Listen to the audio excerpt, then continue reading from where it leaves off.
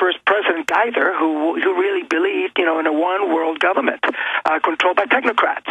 I mean, it's really chilling when you go back and you realize, my God, this is the way that it's been going on since the late 1940s. It's amazing. And RAND came up, was developed 1946 as an adjunct of the United States Air Force because there was a general named Hap Arnold who wanted to create the equivalent of the Manhattan Project. As you know, Manhattan Project was the one that came up with the atomic bomb. And what he wanted is that he wanted a combination of military and civilian scientists who would be able to come up with new weapons of destruction. Specifically, they were interested in intercontinental missiles. So they came up with the idea of having this outfit then that would receive money from the military, but actually would be a civilian thing, because he realized that most civilian scientists would not want to work under the strictures of the U.S. Armed Forces. So they set up RAND, which, by the way, the acronym, it means Research and Development. Of course, there's no development. It's always been research. In 1946, and it was housed at Douglas Aircraft here in Santa Monica, because the guy Mr. Douglas, happened to be married to Arnold's daughter. So, they were relations. In any case, they set it up here at Douglas Aircraft. And within a couple of years, RAND was doing so much work for the military that Douglas Aircraft, the company, felt that, its own livelihood was being endangered. So they had to spin it off. And then to spin it off, they went then to the Ford Foundation and to Wells Fargo Bank and got loans and got just outright gifts also from Henry Ford himself. And with that money, then they were able to set up and become independent as a place where they would develop, like new weapons of destruction. And it's been going on ever since. I mean, Bernard Brodie, who was the main, who's been called the father of nuclear deterrence, worked there for a while. And as I said, they developed systems analysis, which is a way of, of viewing problems in their context instead of just individually, and and seeing which is the best way to arrive at a result, but all numerically based. Well, Mr. Abea, I want to go over the fact that they have, literally charted the militarization of police. I mean, almost every policy we see, they charted the course for that. But let's go back, because we're about to go to break. Let's go back to what you talked about, the Ford Foundation and its founder. Tell us about him. And they've had congressional hearings on this, where they openly want global government. I mean, when you actually go to the documents, that's what it says. That's right. And so let's talk about their master plan for the planet and what type of documents you saw when you were researching. Well, the documents are all there. I mean, these things are not hidden, and these are public documents that you can see on which, Geither, there's been a lot of research on this, in which Geither, who was the first president of the Ford Foundation and who was one of the founders of the RAND Corporation, also, was an advocate of a one-world government. And so was John Williams, who was the intellectual powerhouse behind the RAND Corporation. And John Williams, who was the mathematician, he advocated nuking the Soviet Union, and then again forming, a one-world government that will be again ruled by technocrats. So it's been there right from the beginning, and there's no avoiding it. And it's the militarization of the country, and it's just appalling. That's one of the things that I point out in the book. Well, you've just hit the key here. And again, you were allowed into their very annals, the nexus from RAND to Ford. The Ford documents came out in the 77 hearings in Congress, and the right-wing media, Rush Limbaugh, all of them for decades, said no global government exists. Now they're forced to admit it because the world government's in the open, but they claim it's low-level communist professors. Oh, please. When the Pentagon created at Presidio the UN, the Pentagon created the plan for world government. Meanwhile, they've got all these right-wingers saying the Pentagon's fighting world government. They gave birth to this corporate world government.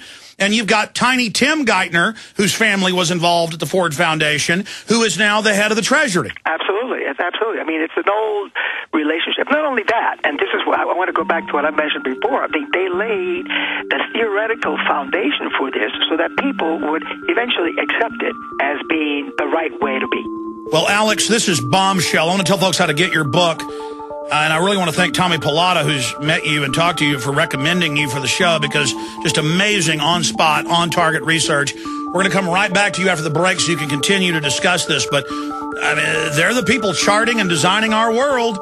Global corporate dictatorship. Do you know someone who's a Constitution basher? Then here's the ammo you need to silence them once and for all. Introducing the crash course on the U.S. Constitution, how to argue with a liberal about constitutional issues and win every time. If you believe it's time we stop disgusting left-wing lies and start telling the truth about America's Christian heritage, this crash course for patriots is for you. Start neutralizing the liberal propaganda being force-fed in our schools, the workplace, and the media. The crash course on the U.S. Constitution is an audio power program that includes 6 CDs jam-packed with amazing information, insights, and truth that will shut the mouth of any lie-loving liberal. Order your crash course on the U.S. Constitution online at thefoundersplan.com and look for the free bonus kit. Call today, 1-877-327-0365. That's 877-327-0365, or go to thefoundersplan.com. For God's honest truth, go to thefoundersplan.com today.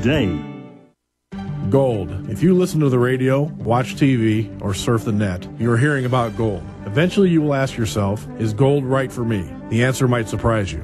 We protect ourselves and our families from many things. Do you have medical insurance? Is your home insured? Do you carry life insurance? How about financial insurance? If you own gold, then the answer is yes. If you don't own gold, the question is, why don't you have financial insurance? We put our faith in things we trust. Do you trust the dollar? Do you trust the economy? Do you trust the government? Gold has always been something you can trust. For thousands of years, people have put their faith in gold.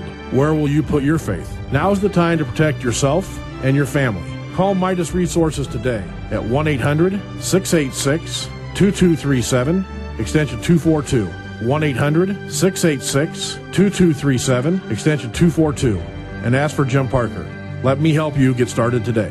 1-800-686-2237, extension 242.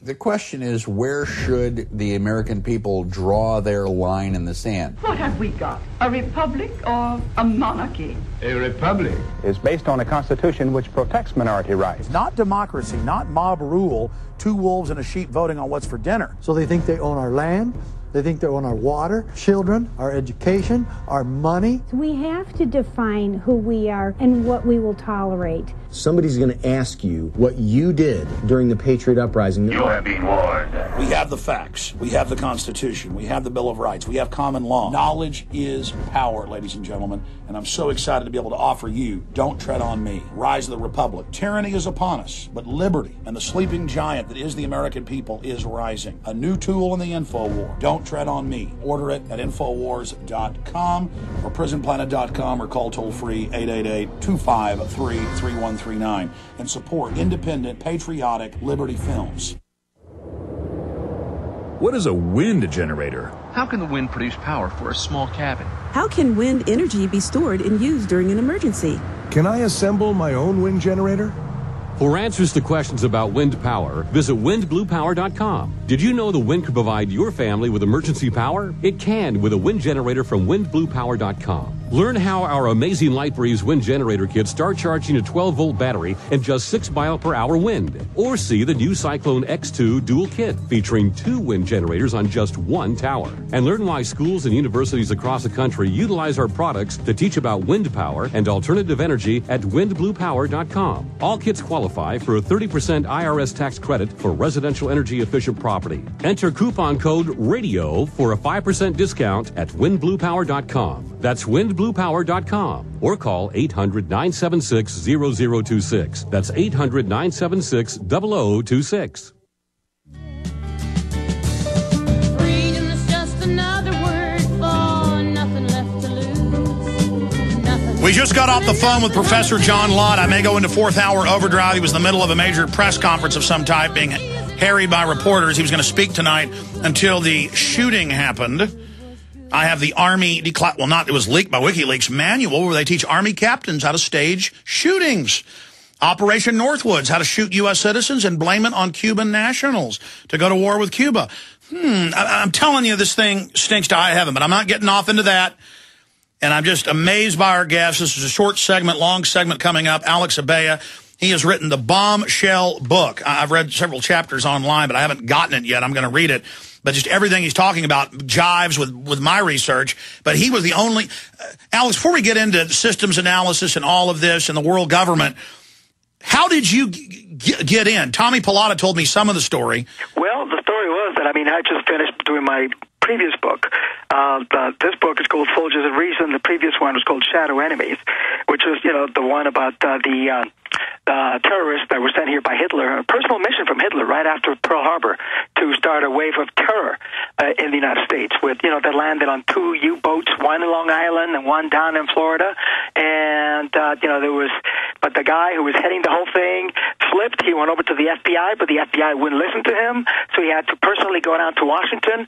And then, so it was like a ticking time bomb after that. Because, and the Germans wanted to blow up ammunition dumps. Yes. Oh, not only that, they also wanted to blow up the aqueduct, the waterworks in New York City. They wanted to put bombs in train stations, in major Jewish-owned department stores, which back then in New York meant probably most of them. It's amazing what they wanted to do. So it was like this whole FBI race trying to, first of all, they didn't believe the guy. Then when they did believe him, then they had to find all the other people that had scattered all over the country. So it was a fascinating story. In any case. Well, that's how research works. You're doing something on one thing, and then it leads you to something entirely different. Absolutely. So I was citing books for that book when I saw that, because I co-wrote that, and a friend of my co-author was there, and this person happened to be fairly highly placed within the RAND organization. And I realized, oh my God, the last time I heard about RAND, I was back at Columbia. I was in college. And, they were like masters of deception and this and that. I was thinking, I wonder if anybody's done anything about that. And so I started looking up, the research, doing some research whether anybody had written about it, and apparently nobody had for a long, long time. And I approached them, and much to my surprise, they said, yes, we'll do it. And at the time, they told me this was either the smartest or the dumbest move we have ever made. I don't know. That's for others to decide. In any case, they opened up their files, and they were totally cooperative. I have nothing bad to say about that. However, I do think that they expected a different perspective. I laid down the facts just as they are, but I think that they expected me to come to different conclusions. So you literally got a first-class ticket on that express elevator down the rabbit hole. That's right. Very good. Very well put. That's exactly how I felt, because the times you read these things and you go, how could this be true? How could they be? It's like... Some of the plans that were gestated over there at RAND were even like 50 years later, you read them and you say, how could anybody ever think of anything like this? Not only, obviously, control the population, but when you talk about nuclear destruction, about nuclear holocaust, how we can survive even if 50 million people die because all of them will be dead, but yet we'll be surviving. And I'm thinking, this is like insane. And of course, that's one of the things that Eisenhower was against, because Eisenhower, having been a general, he knew what death was all about. Oh, yeah, Curtis LeMay, for those that don't know, he wanted to have nuclear war, and a lot of them did, and the RAND Corporation was there going, literally the scene from Dr. Strangelove where the general's saying, look, let's have the nuclear war. It's going to be great. We've got lots of mine shaft underground bases. There'll be 10 women for every man. Absolutely. And not only that, they went far beyond that. The main guy who did that, was a popularizer of that particular approach, was a guy named Herman Kahn, who was like this big, fat guy who later became a futurologist, thinking about what the future is going to be like. But at the time, he was a physicist who had been hanging out with all these different people at RAND who had developed all these different concepts, and he just decided to give lectures on this. And when people first heard this, like in the 1950s, early 60s, and I was a kid at the time, I vaguely remember all this, people were throwing up when they heard these things. And, it was mass murder, basically, is what we're talking about. But yet, they said, no, this is the rational way to do things. This is what we have to do if we want to win. And Eisenhower, when he heard all these things, he said, you guys have nuts. There's no way we're going to do this. And that's why he cut down the Pentagon budget. And at that same time, Lemnitzer, the head of the Joint Chiefs, came to him with Operation Northwoods that my intel shows was RAND influenced, and said, let's stage terror attacks, sir. Let's remote control airplanes and crash them. Let's bomb D.C. Stay there. We're going to come back with stage terror, global government, control of the U.S. population, water fluoridation, the loving helpers at the RAND Corporation. They gave you the internet, in-flight refueling, systems analysis, everything. You like living in the New World Order? You can thank the RAND Corporation. We'll be right back with our amazing guest and tell you how to get his book.